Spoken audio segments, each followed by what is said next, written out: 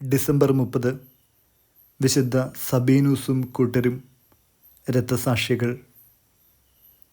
ക്രിസ്ത്യാനികൾക്കെതിരായി ഡയോക്ലീഷ്യനും മാക്സിമിയനും AD 303 പ്രസിദ്ധം ചെയ്ത വിളംബരപ്രകാരം അസീസിയിലെ മെത്രാനായ സബീനൂസും വളരെയേറെ വൈദികരും അറസ്റ്റ് ചെയ്ത് തടവിലാക്കപ്പെട്ടു.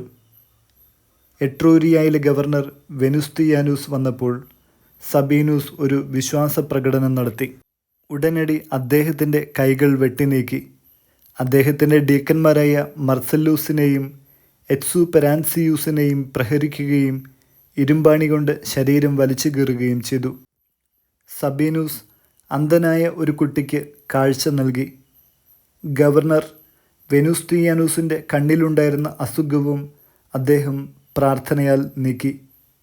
ഉടനടി അദ്ദേഹവും ഒരു ക്രിസ്ത്യാനിയായി രക്തസാക്ഷിത്വം വരിച്ചു. അദ്ദേഹത്തിൻ്റെ പിൻഗാമിയായ ലൂസിയൂസ് സ്പൊളേറ്റോയിൽ വെച്ച് സബീനൂസിനെ അടിച്ചുകൊല്ലുവാൻ വിധിച്ചു. വചനം 1 യോഹന്നാൻ 5:1 യേശുവാണ് ക്രിസ്തുവെന്ന് വിശ്വസിക്കുന്ന ഏവനും ദൈവത്തിൻ്റെ പുത്രനാണ്. പിതാവിനെ സ്നേഹിക്കുന്നവൻ അവൻ്റെ പുത്രനെയും സ്നേഹിക്കുന്നു.